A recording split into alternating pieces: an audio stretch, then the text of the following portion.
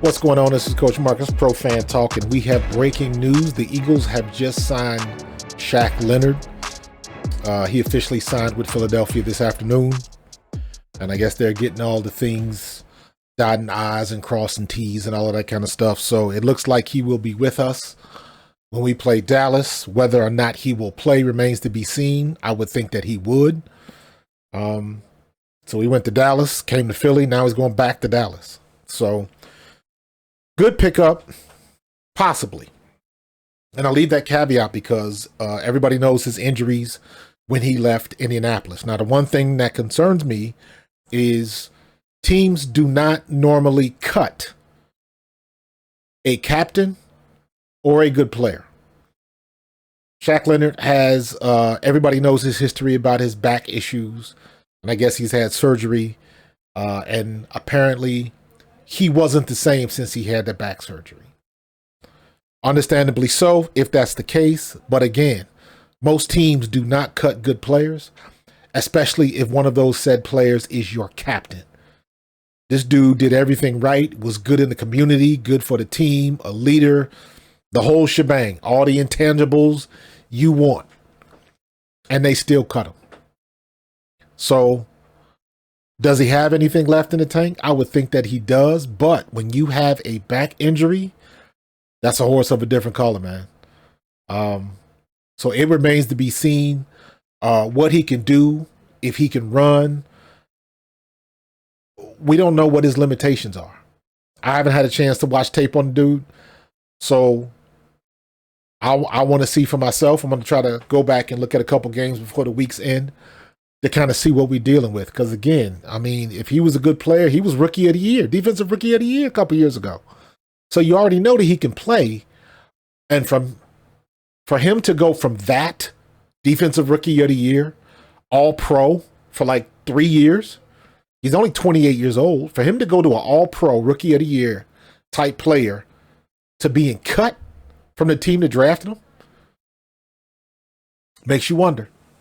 So we're going to see what's going on with Shaq Leonard. And here's the other thing. Is he going to be as good as what we have now? Even though that's not hard to be. So our situation is our linebackers can't cover. So if they're bringing in somebody else that can't cover, we're still in the same boat. We just have more depth at it. Maybe there's some other things that they want to do with him. We shall see. Hopefully he can come in, and I mentioned this before, just like Linval Joseph and Ndamukong Suh last year. They came in, played as soon as they signed, and made an immediate impact with our run defense. An immediate impact. So let's see if he can have that same impact here when he gets here. I hope he can, but I have cautious enthusiasm. Our problems, in my opinion, come from our schemes and what we do with separate, with individual packages based on the offense we're facing, and we need to do a better job. And not to mention, there's not really much you can do about bad tackling. You either have to be good at it or you're not. Seth Joyner was 100% correct. Tackling comes from an attitude. If you have the attitude that you want to go out and be a physical team and dominate and be a physical type punishing defense, you would go out and do that. To the point where even if a team beat you, they'd feel it. So it remains to be seen how the defense is going to come out. This can be a rallying cry for the defense. I've seen it before. This could be that game where the team has one of those players-only meetings and, you know, they kick all the coaches out and say, hey, we got to come through and we got to play a more aggressive style and start punishing people. And I've been a part of those conversations. They do happen.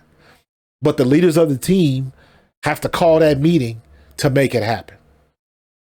If Jason Kelsey ain't calling it, if Slay ain't calling it, it's not going to be called. Cox, Fletcher, it's going to be Fletcher Cox, Brandon Graham, Slay, or heck, that's it. Bradbury is a quiet type, so he's not gonna call that meeting. Byard hasn't been here long enough, so it would have to be Slay. He would be the leader. Slay, Cox or Brandon Graham. That's it. Those are the only people that I could see on defense that could call a meeting like that. That, in my opinion, have enough veteran power to do that.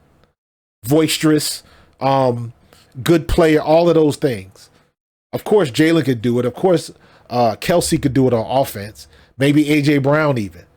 But on defense, there's only a few players that I could think of that would have that type of voice where everybody would listen. And that would be Fletcher Cox, Brandon Graham, and Slay. Hassan Reddick. You could definitely throw him in that mix. Because you got to have those players that are unafraid to talk and tell it like it is.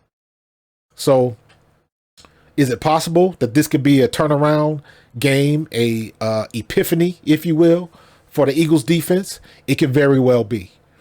But I'm not going to be sold that Shaq Leonard is the answer to all of these problems until I see him on the field. Until we can prove that we can get off the field on third and longs and we can prove that we can be a physical, good tackling team, we're going to continue to have these problems going into the playoffs.